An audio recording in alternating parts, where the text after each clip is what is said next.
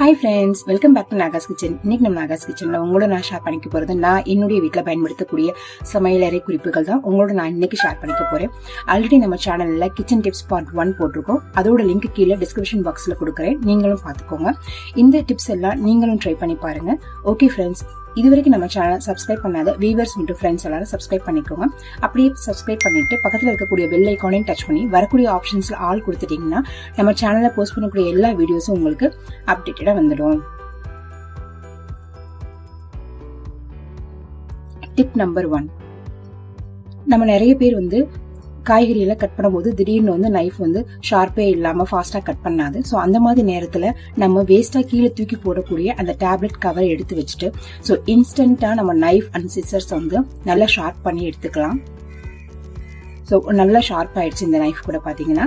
நீங்களும் இந்த டிப்பை ட்ரை பண்ணி பாருங்க. நைஃப் மட்டும் இல்ல, சிசர் கூட நம்ம ஷார்ப் பண்ணிக்கலாம். இந்த சிசர் பாத்தீங்கன்னா சுத்தமா கவர் கட் பண்ணவே இல்லை. ஸோ திடீர்னு நமக்கு ஷார்ப்பே இல்லை அப்படின்னா நம்ம டக்குன்னு எப்படி ஷார்ப் பண்றது அப்படின்னு யோசனை பண்ணிட்டு இருப்போம். ஸோ அந்த மாதிரி இல்லாம நமக்கு வேஸ்டா போகக்கூடிய டேப்லெட் கவரை நம்ம கிச்சன்லயே ஒரு பாக்ஸ்ல இல்ல கவர்ல போட்டு ஸ்டோர் பண்ணி வச்சுட்டு அந்த டேப்லெட் கவரை எடுத்து சட்டுன்னு ஒரு 5 நிமிஷத்துல நம்ம ஷார்ப் பண்ணி எடுத்துக்கலாம். நீங்க ஷார்ப் பண்ணும்போது கொஞ்சம் பத்திரமா பண்ணணும். ஏன்னா டேப்லெட்டோட கவர்ஸும் ரொம்ப ஷார்ப்பா இருக்கும், அந்த கார்னர்ஸ் எல்லாமே. ஸோ பண்ணும்போது ரொம்ப கேர்ஃபுல்லா பண்ணிக்கோங்க. இப்போ நம்ம இந்த சிசர்ஸையும் நல்லா நம்ம ஷார்ப் பண்ணி எடுத்துக்கலாம். இப்போ இந்த கவரை அதே கவரை தான் நான் உங்களுக்கு கட் பண்ணி காட்டுறேன். இப்போ எப்படி கட் பண்ணதுன்றத பாருங்க. ஸோ ஈஸியாக கட் பண்ணுது. ஸோ இன்ஸ்டன்ட்டாக உடனே நம்ம ஷார்ப் பண்ணணும் அப்படின்னா நீங்கள் டேப்லெட் கவர்ஸ் யூஸ் பண்ணி ஷார்ப் பண்ணிக்கலாம். இந்த டிப் நீங்கள் யூஸ் பண்ணி பாருங்க. டிப் நம்பர் 2, ஸோ நிறைய பேர் வீட்டில் கீரை க்ளீன் பண்ணணும் அப்படின்னா எப்படியும் ஒரு 1/2 hour ஆகிடும். நான் கூட அந்த மாதிரி தான் ஒரு 1/2 hour உட்காந்து ஒன்றா க்ளீன் பண்ணிகிட்டே இருப்பேன். ஸோ அந்த மாதிரி இல்லாமல் கீரை கட்டு வாங்கினதும் அந்த கயிறையோ அல்லது நாரையோ பிரிக்காமல் கீரையோட அடிப்பகுதி, அந்த கயிறுக்கு கீழே உள்ள அடிப்பகுதியை நல்லா கட் பண்ணி எடுத்துடணும். ஸோ கட் பண்ணிட்டு அந்த அடிப்பகுதியில் ஏதாவது நல்ல கீரைகள் இருந்தால் நம்ம எடுத்து வச்சுக்கலாம், இல்லைன்னா அப்படியே குப்பையில போட்டுடலாம். ஸோ அடிப்பகுதியை ரிமூவ் பண்ணதுக்கு அப்புறமா அந்த கட்டில் உள்ள கயிறை நம்ம எடுத்துட்டு கீரையோட மேல் பகுதியை 2 கையில நல்லா இறுக்கமா பிடிச்சிட்டு கீழே பகுதியை லூஸா விட்டு நல்லா தட்டி தட்டி விட்டீங்கன்னா, உதறி விட்டீங்கன்னா கீரைக்குள்ள இருக்கிற சின்ன சின்ன கீரைகள் விழுந்துரும், குப்பைகளும் விழுந்துரும். ஸோ கீரை கிளீன் பண்ணும்போது பெரிய பெரிய கீரைகளை ஈஸியாக நம்ம கிளீன் பண்ணலாம். குட்டி குட்டி கீரையா இருக்கிறது தான் கிளீன் பண்ண டைம் ஆயிரும். ஸோ இந்த மாதிரி நீங்கள் மேல் பகுதியை பிடிச்சிட்டு 2 கையில நல்லா உதறினீங்கன்னா பொடி பொடி கீரைகள்லாம் கீழே விழுந்துரும். நமக்கு இப்போ இதில் இருக்கிறது ஃபுல்லாகவே பெரிய கீரைகள் தான். நம்ம ஜஸ்ட் ஒரு பூச்சி புழு ஏதாவது இருக்கான்னு மட்டும் பார்த்துட்டு அப்படியே நம்ம தட்டில் எடுத்து வச்சிடலாம். ஸோ 10 நிமிஷத்துல ஈஸியாக நம்ம கீரையை கிளீன் பண்ணிடலாம். இந்த டிப்பும் நீங்கள் ட்ரை பண்ணி பாருங்க. டிப் நம்பர் 3, ஸோ இப்போ பார்த்தீங்கன்னா இது 500 ml டெட்டாலு.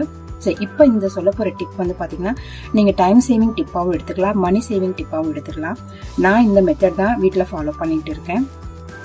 ஸோ இந்த 500 ml டெட்டால் பாட்டிலில் இப்போ இந்த ப்ரில் லிக்யூடு நான் ஊற்றிக்க போகிறேன். இந்த ப்ரில் லிக்யூட அளவு பார்த்தீங்கன்னா 155 ml தான். ஸோ இந்த 155 ml ப்ரில்லை நம்ம டெட்டால் பாட்டிலில் ஊற்றிக்கலாம்.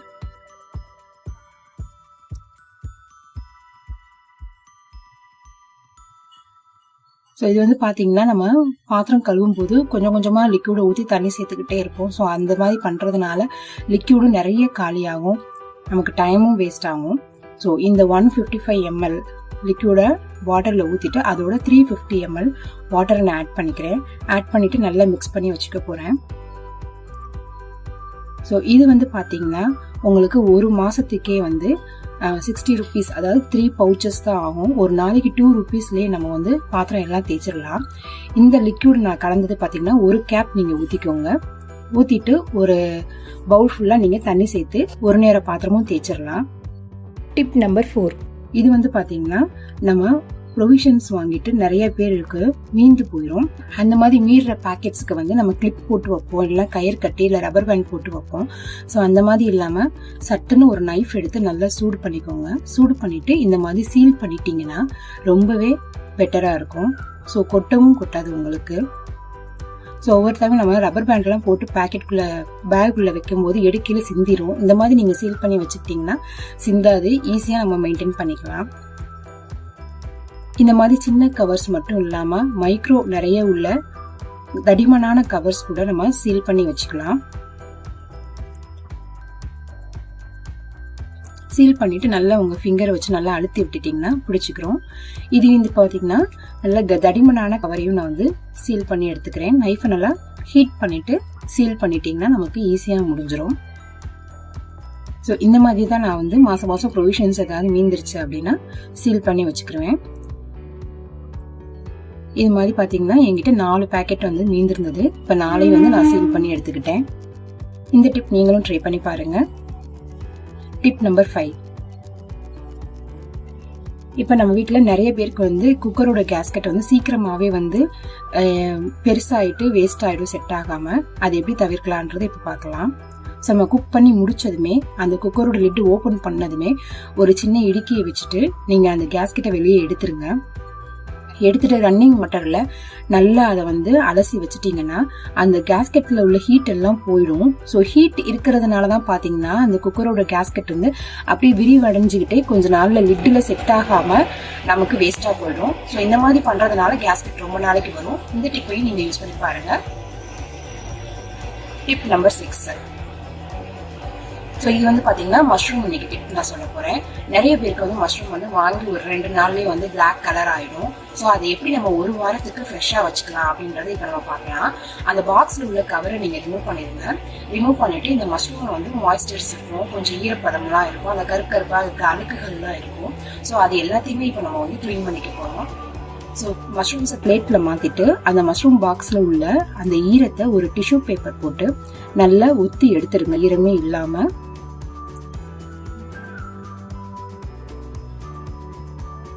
இந்த மாதிரி நல்லா ஊத்தி எடுத்ததுக்கு அப்புறமா அந்த பாக்ஸ்லயே நம்ம இன்னொரு டிஷ்யூ வந்து போடணும். ஸோ அதுக்கு முன்னாடி மஷ்ரூம்ஸ் வந்து இந்த மாதிரி டிஷ்யூல கிளீன் பண்ணி வச்சுக்கோங்க.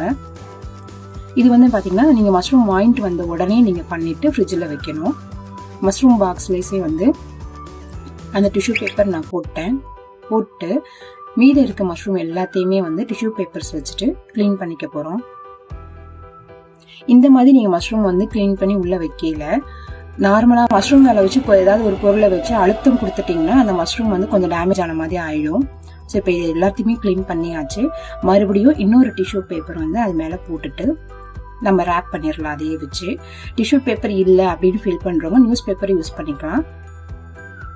அவ்வளவுதான், நமக்கு ஈஸியா மஷ்ரூம் வேலை முடிஞ்சிருச்சு. இது வந்து பாத்தீங்கன்னா 1 வீக் அப்படியே ஃப்ரெஷ்ஷா இருக்கும். நீங்களும் இந்த டிப் யூஸ் பண்ணி பாருங்க. Tip number 7. ஸோ நிறைய பேர் வீட்டில் வாழைப்பூ வடை போடையில சாப்பிட மாட்டாங்க, துவக்குன்னு சொல்லிட்டு. என் பெரியவங்க கூட துவக்குதுன்னு சொல்லிட்டு சாப்பிட மாட்டாங்க. ஸோ அந்த துவப்பு தன்மை தெரியாம இருக்கணும் அப்படின்றதுக்காக நீங்க வாழைப்பூ வடை பிசையில ஒரு 3 டேபிள் ஸ்பூன் அளவுக்கு பிரெட் கிரம்ஸ் சேர்த்துக்கோங்க. ஸோ இந்த பிரெட் கிரம்ஸ் சேர்க்கறதுனால துவப்பு தெரியாது, வடையும் ரொம்ப டேஸ்டா இருக்கும். இப்போ நான் சொன்ன டிப் எல்லாமே நீங்களும் ஃபாலோ பண்ணி பாருங்க.